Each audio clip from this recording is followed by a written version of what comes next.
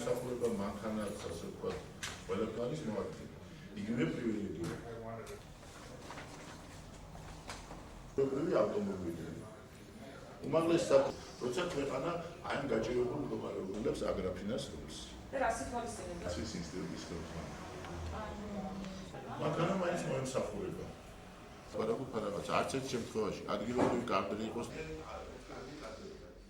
სერიოზული განხილვა იყო თავმჯდომარისათვის სერიოზული პრივილეგიების მინიჭებასთან დაკავშირებით და მხოლოდ ბოლო მომენტში მიზანს შეუწონდა ჩათვალეს ეს საკითხის განხილვა პლენარულ სხდომაზე იმასთან დაკავშირებით, რომ მაშინ ყოფილი, ასე ვთქვათ, ნაციონალური მოძრაობის წარმომადგენელი ხელმძღვანელი პირები ვარშალომიძე, მახარაძეც მიიღებდნენ იგივე პრივილეგიებს. ქალბატონ ვასაძეს ურჩევ, რომ დაანებოს ყვარყვარის დაცვას, იმიტომ რომ ის გამოვა აგრაფინას როლში. აგრაფინა ვინ არის?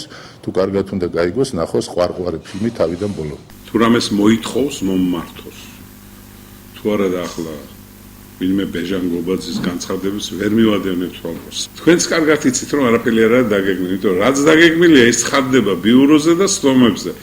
და ახლა თავში ვის რა აქვს, ვერ გეტყვით. მე არ ამაქვს ამის მაგვარი არაფერი. ზოგადად ჩვენ ფიქრობთ რაღაცეებზე, მხედველობაში, მაგრამ ზოგადად კანონმდებლობაზე მუშაობთ და დაგეგმილია ახლა უმაღლეს საბჭოს თავმჯდომარის უფლებამოსილების გაზრდა, არ ვიცი, ვერ წარმომიდგენია რა შეიძლება იყოს დაგეგმილი.